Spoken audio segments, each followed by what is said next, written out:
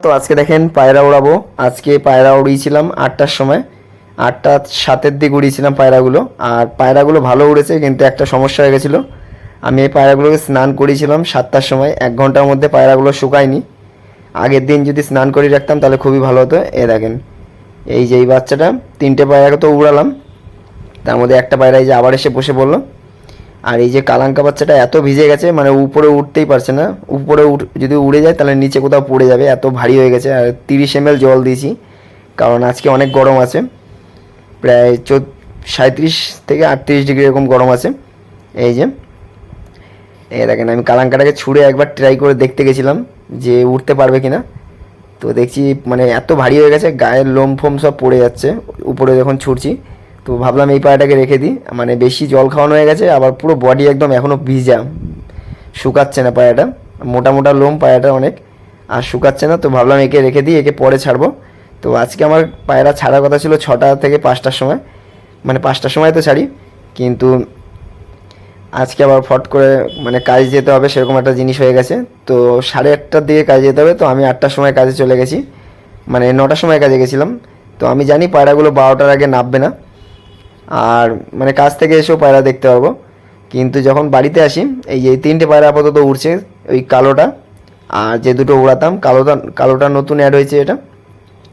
আর যখন বাড়িতে আসি, এই যে হলো পায়রা উড়ছে, মানে মেঘ কোথাতে ঢুকে গেছে। তো ওয়েদার রেডার যে অ্যাপ আছে সেটাই দেখলাম যে বৃষ্টি হবে না, বৃষ্টি হবে সেই 5টা 5:30টার দিকে। কিন্তু এখন এরকম মেঘ ঢুকে গেছে, আর দুটো পায়রা একদম ডিপে চলে গেছে। আর এই যে কালোটা নিচে ঘোরাঘুরি করছে। তো এই কালোটা 12টা অবধি উড়েছিল, পায়রাটা উড়তো, ওই দুটো পায়রা অনেক উঁচুতে উঠে গেছে। আর এই কালোটা এমনিও বদমাশ আছে, অনেক বড় হয়ে গেছে পায়রাটা। আর এই যে পায়রা উড়ছে, আর এই যে দুটো উড়ছে।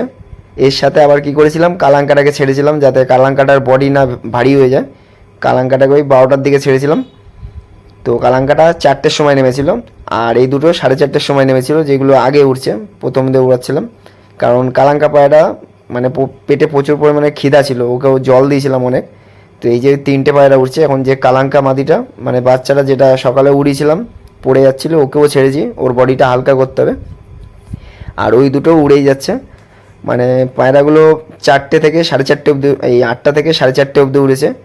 আর এই যে উড়ান পায়রার জন্য কিছু খাবার নিয়ে এসেছি, মানে এগুলো কোনো মাপের খাবার না, জাস্ট এর মধ্যে ছিলকা মসুর ডাল আছে 500 গ্রাম, আর ধান আছে 500 গ্রাম, আর একটা কী এনে আছে, আর সবুজ ডাল আছে 1 কেজি। এই যে কালাঙ্কাটা নামলো, কালাঙ্কাটা 12টা থেকে 4টে অবধি উড়েছে, 1টা 2টো 3টে 4টে, মানে 4 ঘন্টা উড়েছে। ও উড়ানোর ইচ্ছা ছিল না, কিন্তু বডিটা হালকা করার জন্য আমি পায়রাটাকে ছাড়লাম। তো সকালবেলা যদি ছাড়তাম আর যদি শুকনো থাকতো পায়রাটা এদের সাথেই উঠতো, ও পায়রাটাও 8 ঘন্টা 9 ঘন্টা উড়েই নামতো। কিন্তু পায়রাটা কপাল খারাপ, পায়রাটা বডি শুকায়নি।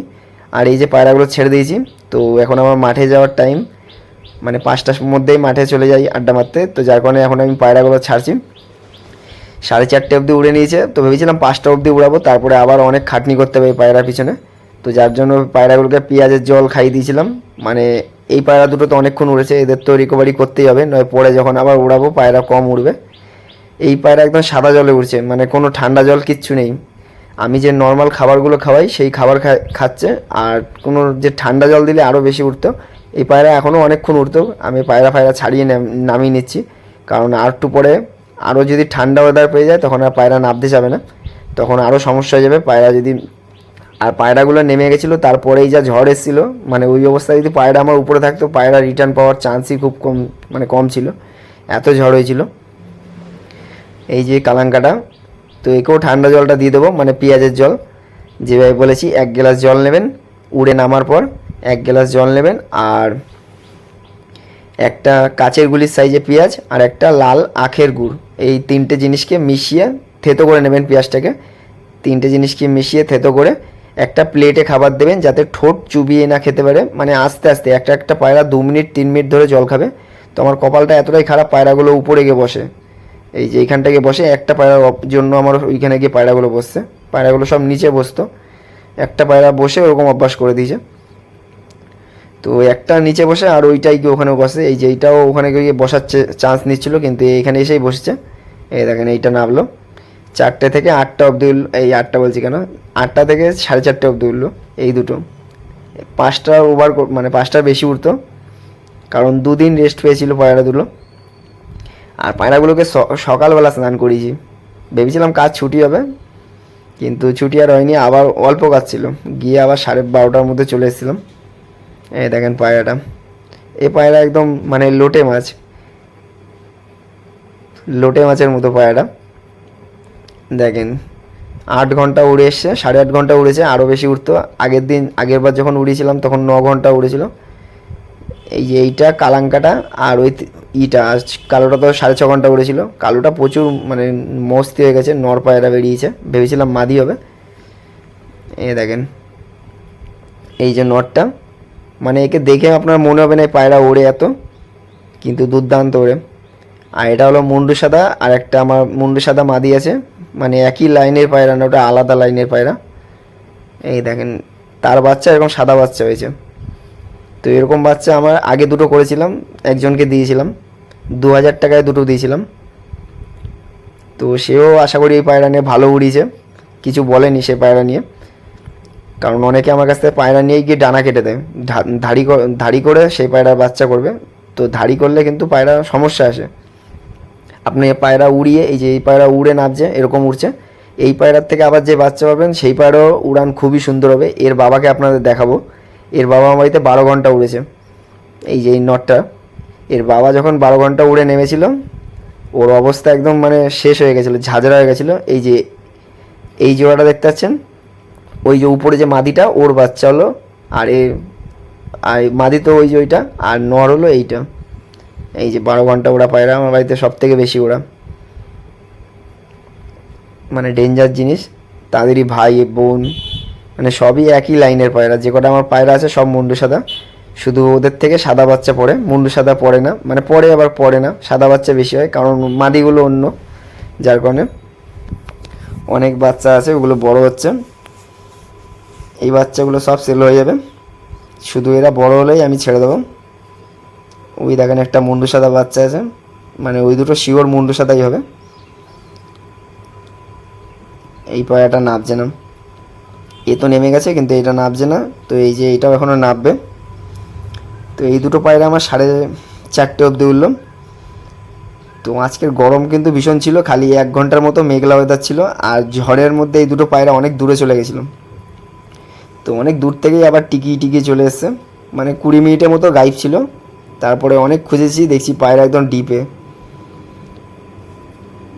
তো আমার পায়রাগুলো সবসময় দেখা যায়, মানে আকাশে উঠলে যে অন্যদের পায়রা অনেক লংয়ে চলে যায়, 10 মানে আধ ঘন্টা পর আসে, আমার এগুলো 5-6 মিনিটের মধ্যেই ঢুকে যাবে লংয়ে, মানে 4-5 কিলোমিটার দূরে যায়, এর থেকে বেশি দূর যায় না।